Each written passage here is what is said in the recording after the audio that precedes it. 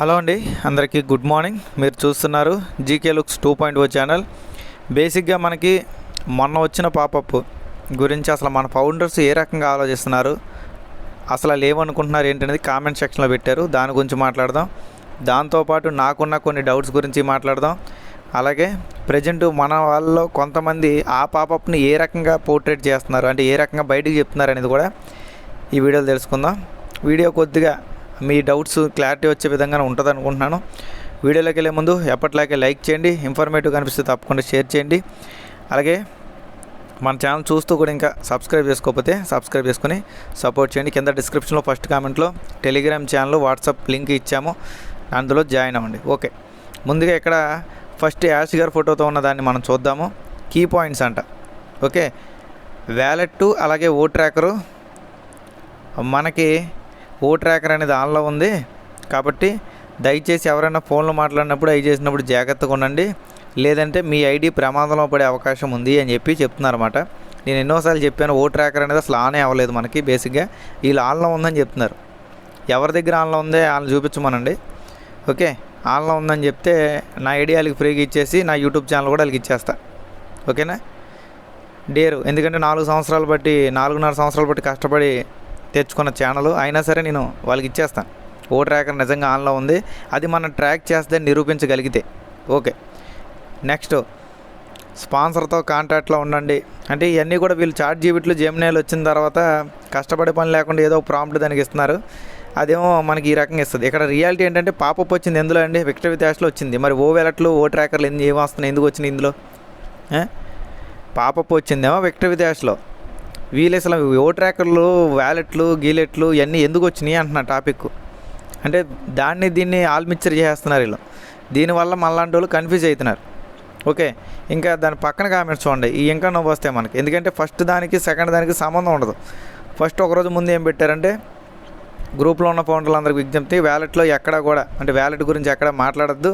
అంటే already first దాంట్లోనేమో wallet గురించి వీళ్ళే మాట్లాడారు.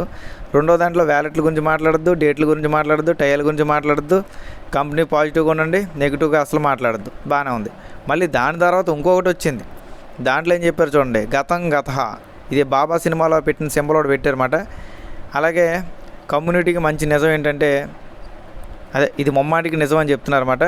మనకు వ్యాలెట్ చూడడానికి చాలా దగ్గరలో ఉన్నామంట, అది కూడా జస్ట్ కొన్ని అవర్స్లో అంట. అవర్స్ దాటి ఆల్రెడీ రోజులు అయిపోయినాయి అన్నమాట ఇది పెట్టి. కాబట్టి మీరందరూ కూడా వెయిట్ చేసిన సమయం ఆసన్నమైంది, మనకంతా దగ్గరలో ఉంది. ఫౌండర్స్ దగ్గర అంతా కూడా ప్రాసెస్ చేసుకోగలరు. ఫౌండర్ వాల్యూ తెలియని వాళ్ళకి అస్సలు దగ్గర రానివ్వమాకండి, అస్సాం పోతారు వాళ్ళందరూ కూడా అన్నట్టుగా చెప్తున్నారన్నమాట. ఇక్కడ ఫౌండర్ అనే పదం మనం దేంట్లో వాడతామండి, ఆన్ బేస్లో వాడతాం. విక్టర్ విత్ యాష్లో ఫౌండర్ అనే పదాన్ని మనం వాడతాం, అసలు వాడం, కానీ మన వాళ్ళు మాత్రం వాడతారన్నమాట. ఓకే, కాబట్టి ఇక్కడ వచ్చేదేమో VWలో పాపప్స్ వస్తే ఆన్ బేస్కు సంబంధించిన అప్డేట్స్ చెప్తారు వీళ్ళు. ఆన్ బేస్లో అప్డేట్స్ వస్తే VWలో అప్డేట్స్ చెప్తారు వీళ్ళు. మరి ఇలాంటి మహానుభావులు ఉండడం బట్టే మన కమ్యూనిటీ అనేది చాలా డిలిగేట్ అయిపోయింది. దీన్ని క్యాష్ చేసుకోవడానికి కొంతమంది అసలు వాళ్ళ మొఖాలు, వాళ్ళ పేర్లు కూడా తెలియని వాళ్ళు పలానా ఆసారు, పలానా ఈసారు అని చెప్పి లైవ్ మీటింగ్లు, జూమ్ మీటింగ్లు చేసి ఓకే అడవాడు చేస్తే మీరేమో నేనేదో చెప్పని వాళ్ళకి వాళ్ళేదో చెప్పిన వాళ్ళకి ఇల్లాలి చూస్తున్నారు. నాకు అసలు నష్టమే లేదు, పిచ్చోలేదు మీరే, నాకు అస్సలు నష్టం లేదు. ఎందుకంటే ఎవడెలాంటి నాకు తెలుసు కదా, వాళ్ళకన్నా ముందు నుంచి ఉన్నా నేను, నాకు అన్నీ తెలుసు. ఓకే, ఆల్రెడీ పెద్ద తోపు లీడర్లు, గ్లోబల్ లీడర్లే పక్కకెళ్ళి కూర్చున్నారు.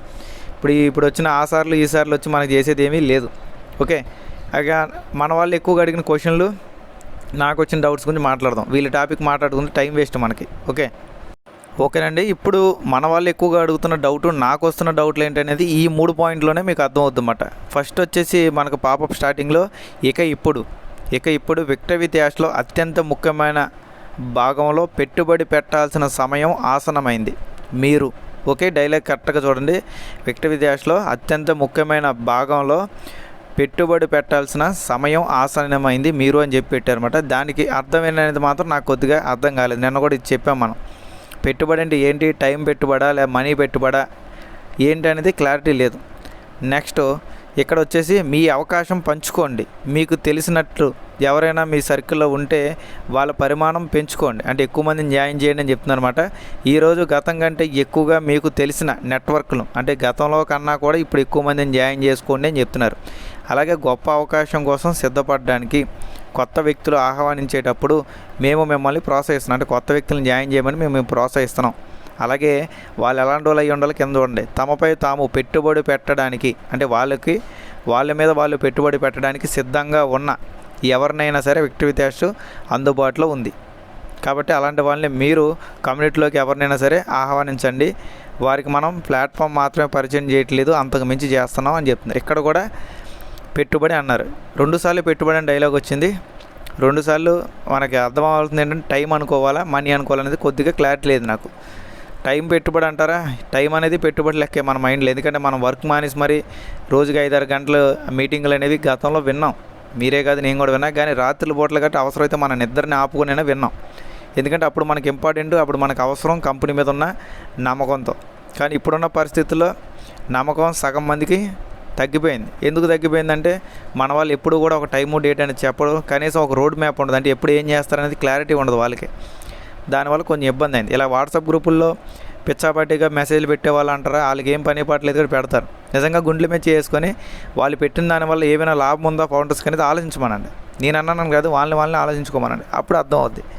అంతేగాని ఊరికి హైప్ క్రియేట్ చేసి అడవులు క్రియేట్ చేసి హార్ట్ అటాక్లు వచ్చి మరి సావగొట్టేలాగా ఉన్నారు. చాలామంది అలా చనిపోయిన వాళ్ళు కూడా ఉన్నారు. హైగా ఎక్స్పెక్టేషన్ పెంచుకొని. వాళ్ళందరూ ఆత్మకు శాంతి కలగాలని కోరుకుంటున్నాను ముందుగా. ఓకే, నెక్స్ట్ ఇంకోటి ఏంటంటే మీ నిబద్ధత మాకు స్ఫూర్తినిస్తుంది అనే దగ్గర మన శిక్షణ అధికారికంగా ప్రారంభం కాకముందే మీ భాగస్వామ్యం అసాధారణంగా ఉంది. అంటే మన ఏదైతే ట్రైనింగ్ ఉందో అది స్టార్ట్ అవ్వకముందే మనం అంతా కూడా జనాలు గట్టిగానే జాయిన్ అయ్యారు అన్నట్టుగా చెప్తుంది అనమాట. ఏ సమయంలోనైనా ప్లాట్ఫామ్ అంతటా 25,000 కంటే ఎక్కువ సెక్షన్లు మేము చూస్తూనే ఉన్నాము అంటున్నారు. చూస్తారా అన్నది కొద్ది క్లారిటీ లేదు మరి నాకు కూడా. ఓకే, అంటే బేసిక్గా ఇది కూడా నాకు కొంచెం ఈ 3 డౌట్లే మెయిన్ ఉన్నాయి. 2 సార్లు పెట్టుబడుల గురించి టాపిక్ వచ్చింది. అలాగే ఒకసారి మనం జాయిన్ చేయాలన్నారు. అది నేను ఎప్పటి నుంచో చెప్తున్నాను. అంతా కూడా భారం బాధ్యతలన్నీ మన మీద వేసుకోవాలి. ఇప్పుడు గతంలో లాగా కాదు. గతంలో కూడా మన మీద వేసుకున్నాం అనుకోండి. ఎందుకంటే కంపెనీ మనకి ఎక్కడ ఆర్గానిక్ ట్రాఫిక్కో లేకపోతే ప్యాకేజ్ వాళ్ళ ట్రాఫిక్కో ఇవ్వలేదు. రెండోది వచ్చేసి ముందు మన కమిషన్ మనకే ఇవ్వలేదు. ఎందుకంటే మనం ఎవరినైతే జాయిన్ చేసామో వాళ్ళ దగ్గర మనం బ్యాడ్ అయిపోయామో, అలాగని చెప్పి మనం రూపాయి కూడా తినది లేదు. 2 రకాల మైనస్లు మనకే వచ్చినాయి అన్నమాట కంపెనీతో పోల్చుకుంటే. ఓకే, అలాగే ఇక్కడ ఈ సెక్షన్స్ అనేవి 25,000 సెక్షన్స్ అంటున్నారు. నేను మాట్లాడుకున్నట్టయితే సంవత్సరానికి 365 రోజులే. రోజుకు ఒక సెక్షన్ పెట్టారంటే మన జీవితం కూడా సరిపోదు బేసిక్గా నేను చెప్పిన విధంగా అయితే. ఎందుకంటే 10 సంవత్సరాలకి దాదాపు 3,650 సెక్షన్లు మాత్రం అయితే బేసిక్గా లెక్క వేసుకుంటే. ఆ లెక్క అయితే అవ్వదు. మరి వీళ్ళు ఏ రకంగా 25,000 సెక్షన్స్ అన్నారో నాకైతే అర్థం కాలే. అంటే ఆల్రెడీ మనం ఇన్నిసార్లు మాట్లాడుకున్నామని చెప్తున్నారా, లేదా ఇన్నిసార్లు మాట్లాడాలి అని చెప్తున్నారా అనేది కొద్దిగా నాకు కూడా క్లారిటీ లేదు. చాలామంది ఫౌండర్స్ కూడా అదే అడిగారు కింద కామెంట్ సెక్షన్లో. ఓకే, అలాగే మీరు అన్నిట్లకన్నా ముఖ్యంగా గుర్తుపెట్టుకోవాల్సింది ఏంటంటే వ్యాలెట్లు కానీ అవి కానీ ఏవి కూడా వ్యక్తి వికాస్లో ఓపెన్ చేయడానికి కుదరదు. అసలు లేవు ఆప్షన్లు కూడా. కేవలం ఆప్షన్లన్నీ కూడా మనకి ఆన్ పేస్లో మాత్రమే కనిపిస్తాయి. కానీ నేను ఎన్నోసార్లు చెప్పాను, ఆన్ పేస్లో ఎటువంటి ప్రోడక్టు ఎటువంటిది కూడా వర్కింగ్లోనే లేదు. ముందు అసలు వెబ్సైట్లో డొమైన్లో లేని కంపెనీ దగ్గర ఉన్నాయనుకుంటే ఉండొచ్చు. కానీ యాష్ గారి నోటుతో యాష్ గారే ఆన్ పేస్కు సంబంధించిన ఎటువంటి వర్క్ జరగట్లేదు, ఆన్ పేస్కు సంబంధించిన ఎటువంటి ఆఫీసులు లేవు, ఆన్ పేస్కు సంబంధించిన ఎటువంటి ఎంప్లాయీ కూడా ఒక్క సీటు కూడా లేదు అని చెప్పి ఆయన నోటుతో ఆయనే చెప్పినప్పుడు మన వాళ్ళు వచ్చేసి ఓ ట్రాకర్ మనం ట్రాక్ చేస్తుంది, ఓ వ్యాలెట్లో మనకి డబ్బులు పడిపోతున్నాయి, ఒక్క ప్రూఫ్ కూడా లేదు. ఇన్ని నెలలు బట్టి చెప్తున్నారు వీళ్ళు. 6 నెలలు బట్టి 7 నెలలు బట్టి చెప్తున్నారు వీళ్ళు. పిచ్చోళ్ళని చేస్తున్నారు మనని చాలామంది. దయచేసి అలాంటి గ్రూపులు ఉంటే బయటకు వచ్చేయండి. ఒకవేళ నా వీడియో వల్ల మీకు ఇబ్బంది అయినా సరే మీరు చూడడం నాకు నష్టమే లేదు. ఓకే, ఎందుకంటే మీరు గమనించే ఉంటారు, ఇంతవరకులా నేను డైలీ ఆన్ బేస్లో వ్యక్తి వికాస్ వీడియోలు చేసుకుంటూ కూర్చోట్లా. నా వర్క్ నేను చేసుకుంటున్నా.